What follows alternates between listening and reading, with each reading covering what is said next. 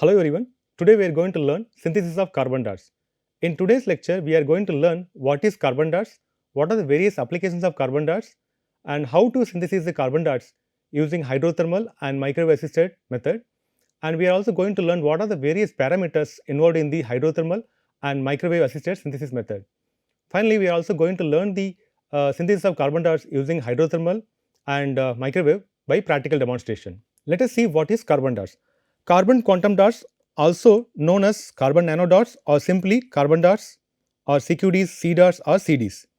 These carbon dots are fluorescent nanomaterials that have emerged recently, providing an alternate to the conventional toxic metal based quantum dots. These carbon dots are biocompatible and eco friendly in nature, and these carbon dots are small in size in the range of 2 to 15 nanometer, mainly composed of element carbon. And these carbon dots exhibit unique optical properties such as efficient fluorescence, high photostability, broad excitation spectra, and size dependent emission wavelength. These carbon dots comes under the 0D materials. That means all the dimension like x, y, z, everything will be in the range of less than 100 nanometer. Let us see the difference between the quantum dots and carbon dots. Mostly the quantum dots are made up of heavy metal core which has the toxicity, whereas carbon dots mainly made up of carbon sources, hence it is biocompatible and non-toxic. And also the synthesis of carbon dots are very simple and easy to add functional group. Also this is highly water soluble when compared to the quantum dot which is poor solubility in nature. Let us see the unique properties of carbon dots. These carbon dots are inexpensive and biodegradable. These carbon dots can be made from any kind of carbon source, and these are made up of carbon, so it is biocompatible as well as the biodegradable. And these carbon dots have high photoluminescence and highly photostable and easy to add functional group. And these are made up of carbon, so these are biocompatible as well as low toxic in nature, and the fluorescent property is also tunable. Let us see the various applications of carbon dots. The carbon dots have wide application. Out of that, I am going to briefly explain some of the important application. The carbon dots can be useful for bioimaging due to its very good fluorescent property. We can use it for bioimaging, and we can also use it for biomedicine. For example, if you want to go for photothermal therapy, we can use these carbon dots, or we can conjugate the carbon dots with the drug, and we can easily monitor the drug delivery. For example, these carbon dots have fluorescence property, and when it attached to the target cell, the cells can glow fluorescence. We can monitor the fluorescence and we can understand the drug delivery. And these carbon dots can also be useful for anti-cancer therapy. For example, we can conjugate the anti-cancer drug to the carbon dots, and also we can tag antibody specifically for the cancer cells. Once it reaches the cancer cell which has the particular receptor ligand, so it can go and bind to the only cancer cells, and the cancer cells will glow. At the same time, it will kill the cancer cell. The next application is we can also use these carbon dots for sensing application. For example, when you are adding the fluorescent carbon dots to the hemoglobin, the fluorescence will be quenched. That means the fluorescence is off. And when we add the cholesterol will efficiently bind to the hemoglobin and the carbon dots will be released. So here the fluorescence will be on. So by using this fluorescence on and off, we can sense the analyte. By using this, we can detect the particular analyte in a particular sample. We can also use these carbon dots for photocatalysis and other various applications. Let us see how to synthesize carbon dots. The carbon dots can be synthesized by top-down approach as well as the bottom-up approach. Under the top-down approach, we have laser ablation. We can use the laser and vaporize the graphite target to obtain carbon dots. Under the arc discharge, we can use the electric arc to on the graphite. We can get the carbon dots. We can also use the electrochemical method or ultrasonic method to make the carbon dots. And today's lecture, we are going to learn hydrothermal method as well as microwave pyrolysis method to synthesize carbon dots. So let us see how to prepare the carbon dots using this hydrothermal and microwave assisted method. The first one is hydrothermal. The hydrothermal method will be synthesizing the carbon dots using high temperature and high pressure water, or you can use other solvents to break down the carbon rich precursor. If you are using the water, then it is called as hydrothermal method. If you are using the other solvent, then it is called as solvothermal method. This process will create a nano size carbon darts with a very good fluorescence, and it is a simple and eco-friendly technique, and also it is a scalable method. It is mainly useful for making the carbon darts with the controlled size and functional properties. So, let us see why we have to use the hydrothermal synthesis for making carbon darts. The advantages are control over the particle size and morphology. The particle size can be controlled and uniform size carbon darts can be obtained by this method. Mild reaction condition, we can use this lower temperature and reduce energy consumption. We can also obtain high purity and crystallinity. The other advantages are versatility. We can make complex products like core shell type. We can make a core and shell carbon darts by using this method. We can also have the hierarchical assemblies, and we can use wide range of materials including metals, oxides and sulfides. And so this is a low cost and economic method. Hence, this is the hydrothermal synthesis method is widely used for synthesizing the carbon darts. Let us see what are the various parameters involved in this hydrothermal synthesis. The first one is the precursor type and concentration. If you are using the high concentration of precursor, you get the high yield of carbon darts, and also the solvent, pH, stabilizer, reducing agents, reaction temperature and reaction time, which we will learn one by one in detail. So, the first parameter is precursor type. The precursor type, based on the precursor what we are using, that will affect the size, surface properties and optical characteristic of the carbon darts. Different precursors lead to varied carbonization rates, and if you are using this nitrogen or sulfur doping, that leads to different fluorescent properties. So, when we are having the different carbon sources, the carbonization rates will be varied, and also if you are using this nitrogen or sulfur doping, that leads to different optical and electronic properties of the carbon darts. Certain precursor types provide a shift in the absorbance maximum of the carbon darts. That means there is a difference in the synthesized carbon darts. So, due to difference in the size, the absorbance maximum of carbon darts will also vary. By varying the precursors, parameters such as temperature and solvent will be varied, further which will affect the size and optical properties of the carbon darts. For example, if you are changing the precursor or if you are using a mixture of precursors, that will lead to change in the temperature and solvent, and that will affect the final size of the carbon darts as well as the optical properties of the carbon darts. The next parameter is reaction temperature. Higher temperature results in smaller and more crystalline carbon darts with strong fluorescence. And when you are using this higher temperature, which will favor the carbonization, that means a process that converts the organic precursor into carbon rich structure. And when we are using the high temperature, the carbonization process will be faster. But the problem is when you are using the high temperature, it leads to low yield. It may be due to the degradation of organic compounds or volatilization. And next parameter is pH. Acidic pH produces small and well dispersed carbon darts. So, most of the carbon dart synthesis, acidic pH is preferred for synthesizing the carbon darts.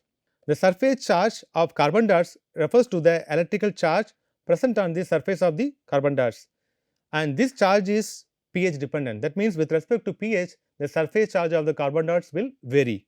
The isoelectric point is the pH at which the net charge of carbon dart is 0.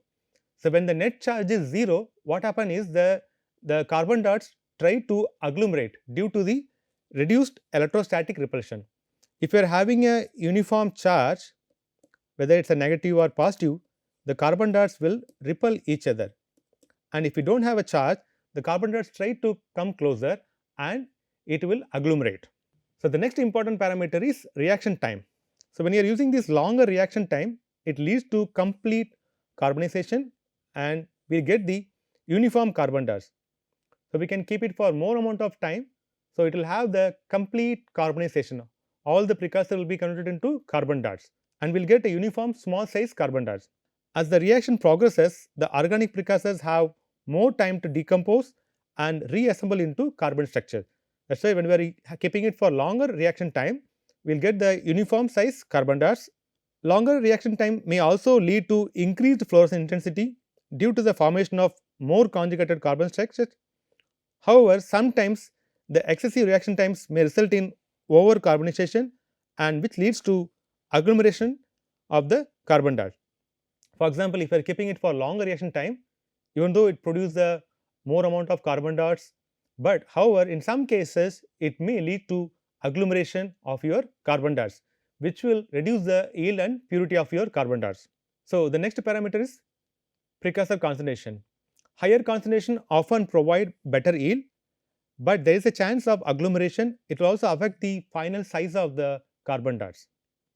Higher concentration of precursor ensure that reacting species achieve the required stoichiometry for optimal carbon darts to be formed, but sometimes it leads to the agglomeration of the carbon darts, and whenever we are synthesizing the carbon darts, uniform size carbon darts, in that cases this will create a problem. And next parameter is solvent. The solvent which affects the solubility of the precursor, and also it will influence the reaction environment. Solvents are mainly useful for solubilizing the precursor to ensure the formation of carbon darts. Due to this, they also dictate the reaction environment, thus affecting the size and optical properties of the carbon darts. It means we have to select the right solvent to dissolve our precursor. Based on the solvent, the final product size as well as whether it is agglomerating or it is dispersed, everything will be decided based on the solvent. If you are using the water, then it is called as hydrothermal, as I told earlier. If you are using some other solvent, then it is called as solvothermal synthesis method. The next important parameter is stabilizers. Stabilizers like polyethylene glycol, PEG or PVP, which will improve the dispersion of carbon darts and it will prevent the agglomeration. When there is a carbon darts agglomeration happens, what will happen? It will increase the size of carbon darts. In order to synthesize the monodisperse uniform size carbon darts, we can use the surfactants as a stabilizing agent. And also this stabilizing agent can be useful for functionalizing the carbon darts for various applications. For example, in this case, we have used this chitosan and functionalized with PEI, polyethylenimine. When you are using this PEI, it provides positive charge to the carbon darts, and when you are using this PEG, polyethylene glycol, it provides negative charge to the carbon darts. And most of you know the cells are negative in charge, and when you have the positive charge carbon darts, it can easily bind to the cells and which will be useful for bioimaging applications. The next parameter is reducing agent, and this reducing agent is not used in all the cases. It is used only in some of the cases for synthesizing the carbon darts. It will enhance the carbonization and also it will enhance the nucleation. Nucleation means the formation of first nanocrystal in the solution. That will increase the carbon darts production. And these reducing agents donate electrons to the precursor molecules, promoting the formation of carbon rich structures. In the case of oxygen containing precursor, these reducing agents can help to remove the oxygen atoms and which lead to more carbon rich product. So, in some of the cases we have to use the reducing agent for synthesizing the carbon darts, and this reducing agent plays an important role in enhancing the carbonization as well as the nucleation, and it will improve the yield of the carbon darts. So, let us see the summary of the parameters for hydrothermal synthesis method. The first one is precursor type, which controls the size, shape and optical properties, and reaction temperature. High temperature is preferred. We can get the smaller and crystalline carbon dots. However, when you are using the high temperature, there is a chance there may be a degradation of the precursor which leads to low yield also. And reaction temperature, which impacts the size distribution of the carbon dots. We can keep more amount of reaction time so that we can get the uniform and small size carbon dots. And pH, as I told earlier, acidic pH is preferred. We can get the small well dispersed carbon dots. And the precursor concentration, we can get the better yield if we are having the more amount of precursor, but the problem is agglomeration. And solvent type, so solubility of precursor depends on the solvent what we are using. We have to select the right solvent to dissolve the precursor and disperse the carbon darts. The next one is stabilizers. The stabilizers helps in preventing the agglomeration and also it provides the uniform carbon darts, and also it can also act as a kind of functional group to functionalize the carbon darts.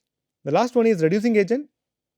The reducing agents are used only in some of the cases where it will enhance the carbonization, nucleation and it will improve the yield of the carbon darts production. So, let us see the next method for synthesizing the carbon darts, that is microwave assisted synthesis. Here we will be creating quasi-spherical carbon nanomaterials of less than 10 nanometer in size. The process involves irradiating a solution of precursor in a microwave to create carbon darts. What is the advantage of this microwave assisted synthesis? Rapid synthesis, we can synthesize the carbon darts very rapidly, and we can have the enhanced reaction rate by using this microwave. This is an energy efficient technique. Direct energy transfer is happening and it will reduce the energy cost. We can also get the improved product quality. It can enhance the crystallinity, it will reduce the impurities. Also, this can be a green method. We can use the mild reaction conditions, we can reduce the solvent usage, and we can also control the particle size and morphology. That is the advantage of this microwave assisted synthesis, similar to the hydrothermal synthesis method. Scalability also possible. Scalable synthesis and consistent production quality is also possible in the microwave assisted synthesis method, similar to the hydrothermal method. Let us see what are the effective parameters involved in the microwave assisted synthesis method. The parameters are almost similar to the hydrothermal synthesis method, except this microwave power and irradiation time. Let me briefly explain. So, let us see what is the role of microwave power and irradiation time. Higher microwave power and longer irradiation times can accelerate the carbonization process, leading to smaller particle size and enhanced fluorescence. But the excessive energy can lead to over carbonization, resulting in the loss of fluorescence and formation of amorphous carbon. That means when you are using the higher microwave power, we can produce the carbon darts in a rapidly, but at the same time, due to over carbonization, you may lose all the carbon precursors, and finally what you get is, instead of carbon darts, you may get the amorphous carbon. What is the mechanism behind this microwave synthesis method? The mechanism behind the microwave synthesis is, the microwave heating involves the interaction of microwave radiation with polar molecules in the reaction mixture. These polar molecules absorb the microwave energy and undergo a rapid rotational and vibrational motions, which leads to the localized heating. And this localized heating create hot spot within the reaction mixture, which can accelerate the carbonization process. Let us see the overview of how to synthesize the carbon darts using the hydrothermal and microwave assisted synthesis method. The first step is, you have to prepare the solution. For that, we need a precursor and solvent. You have to select the right precursor and right solvent. Once the solution is ready, transfer the solution to the Teflon lined hydrothermal autoclave chamber. Properly seal the chamber, then keep it in the muffle furnace. We have to keep 200 degrees Celsius for 12 hours. That is the hydrothermal synthesis method. In case of microwave assisted method, we have to keep the solution in a conical flask and keep it in the microwave. Keep it on for 20 seconds and 10 seconds pass until there is a color change. Repeat the same process, 20 seconds on and 10 seconds pass, and repeat this process until you are seeing some color change. The complete solution will become a dark brown color. That means complete carbonization happens. So, in the previous slide we learnt about the pre-processing, that is during synthesis, and here we are going to learn the post-processing, that is after synthesis of carbon darts. So, once the carbon darts is synthesized by hydrothermal and microwave method, collect the solution from the muffle furnace and microwave, allow it to cool it down to the room temperature, then do the centrifugation. So, once you do centrifugation for 2 or more times, we can remove all the precipitate and impurities and collect the carbon darts in the supernatant. These carbon darts can be further purified by using the syringe filter. Use the syringe filter and filter it and purify the carbon darts. The finally obtained carbon darts can be stored in amber flask for further application, or you can use it directly, or we can store it in the powder form by lyophilization. When you do the freeze drying, the carbon darts can be made it into powder form, and this powder can be stored for later use. And when you want to use it later, you can mix the carbon darts with the deionized water, and we can use it for bioimaging and other applications. In this case, you can see here, the first one is the carbon dart synthesized using the hydrothermal method, and the second one, which is the control. So, here we are not using carbon darts, we are using only water, deionized water. You do not see any fluorescence in the second one. And third one is the carbon darts which we made using the microwave method, and these carbon darts can be diluted, or you can use it as such for seeing under the UV transilluminator. So, when you see under the UV transilluminator, the carbon darts which we made using the hydrothermal method and microwave assisted method, which is giving a fluorescence, whereas the water there is no fluorescence. I hope you understood the theory and the basis of how to synthesize carbon dioxide using hydrothermal and microwave assisted method. Now let us go to the lab and see the practical demonstration of how to synthesize carbon dioxide using hydrothermal as well as microwave assisted method.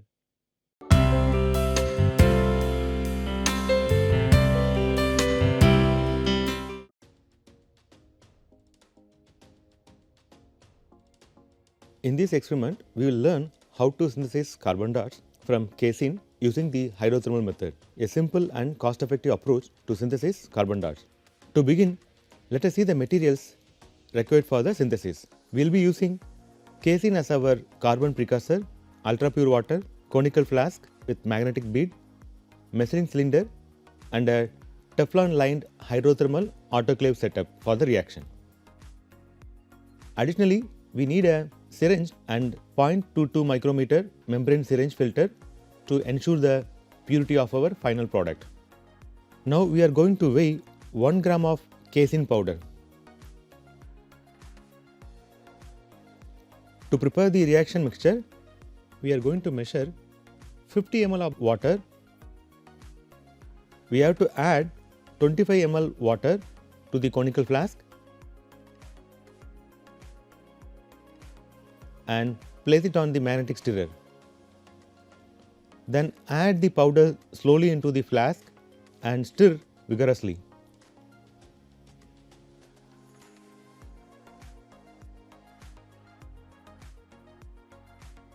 After complete dissolution, take out the magnetic bead from the conical flask .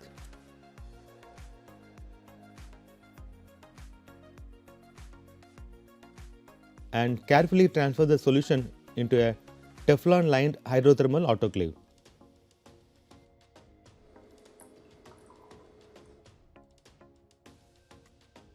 Add the remaining water to the conical flask, gently mix it and pour the remaining solution also in the Teflon lined hydrothermal autoclave.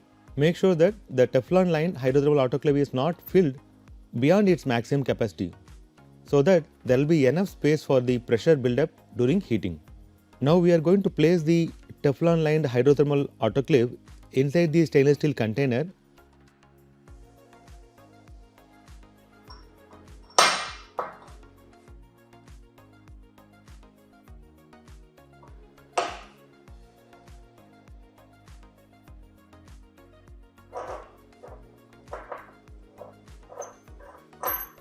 Once it is done, it is ready for the hydrothermal process.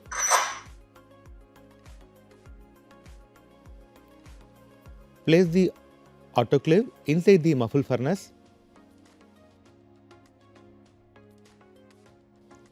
Set the furnace temperature to 200 degrees Celsius and maintain it for 12 hours.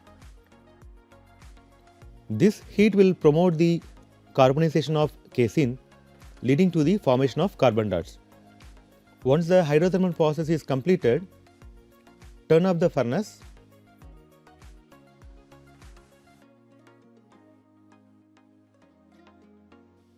Take out the autoclave and allow the autoclave to cool naturally to room temperature. It is very important not to cool the autoclave rapidly, as sudden changes in temperature can cause dangerous pressure buildups. We are going to carefully open it .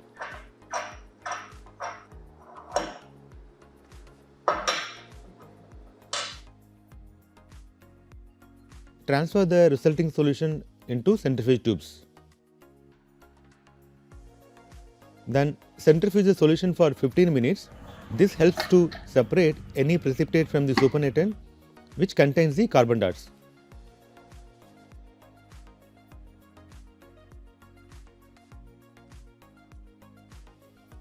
After centrifugation, carefully decant the supernatant into a clean container .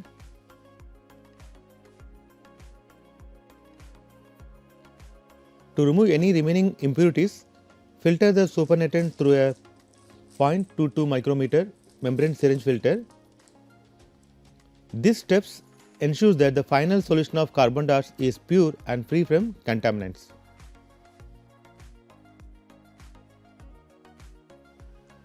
Now we have transferred the solution into centrifuge tube, and for blank we have added ultra pure water in another centrifuge tube. We are going to view this under normal light and UV light. Here you can observe normal light does not have any effects, whereas under UV light the synthesized carbon darts show fluorescence.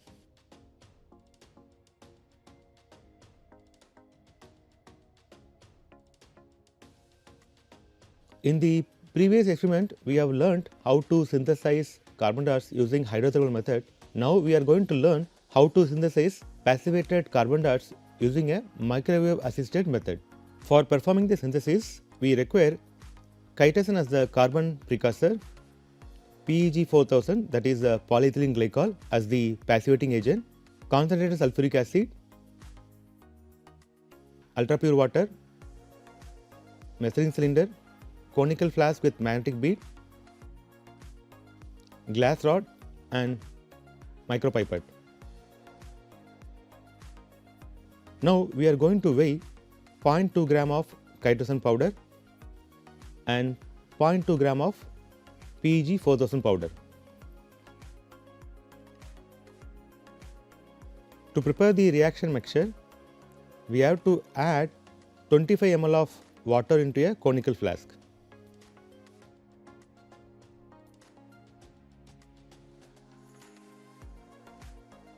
Then carefully add 4 ml of concentrated sulfuric acid to the water. The sulfuric acid plays a critical role in breaking down the chitosan and facilitating the carbonization process. Stir the mixture thoroughly to ensure the acid is well dissolved in the water. For the surface passivated carbon darts, first add 0.2 grams of chitosan into the solution.